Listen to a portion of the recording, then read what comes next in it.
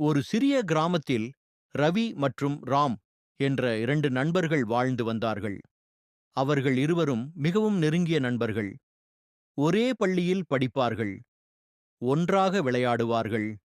ஒன்றாக வீட்டிற்கும் செல்வார்கள். ராம் ஒரு ஏழை சிறுவன். அவனுக்கு அம்மாவும் அப்பாவும் இல்லை. அவனை அவன் பாட்டிதான் அன்பாக வளர்த்து வந்தாள். எவ்வளவு கஷ்டம் இருந்தாலும் ராம் நல்ல மனசுடன் வாழ்ந்து வந்தான். ஆனால் ரவி கொஞ்சம் வசதியான குடும்பத்தைச் சேர்ந்தவன். அவனது அப்பா ஒரு பள்ளி ஆசிரியர். அதனால் ரவிக்கு நல்ல ஒழுக்கமும் நேர்மையும் சிறு வயதிலிருந்தே கற்றுக் கொடுக்கப்பட்டிருந்தது.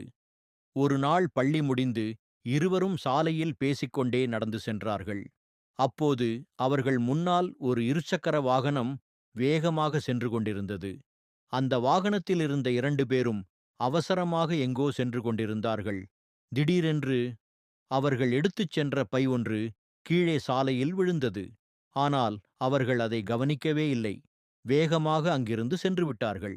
இதைக் கண்ட ராமும் ரவியும் உடனே அந்த பையை எடுத்தார்கள். ராம் மெதுவாக பையை திறந்து பார்த்தான். அதன் உள்ளே நிறைய பணம் இருந்தது. அதை பார்த்த ராமின் கண்கள் பெரிதானது. ரவி, இவ்வளவு பணமா?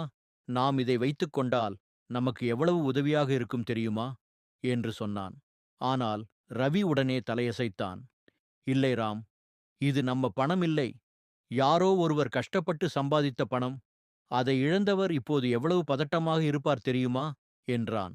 ராம் அமைதியாக நின்றான். அப்படின்னா இப்போ என்ன செய்வது என்று கேட்டான். ரவி சிரித்துக்கொண்டு, நாம் இதை காவல் நிலையத்தில் ஒப்படைப்போம். அதுதான் சரியான செயல் என்றான். இருவரும் உடனே அருகிலிருந்த காவல் நிலையத்துக்குச் சென்றார்கள். அங்கு நடந்த விஷயத்தையெல்லாம் சொல்லி அந்த பையை காவல்துறையினரிடம் ஒப்படைத்தார்கள்.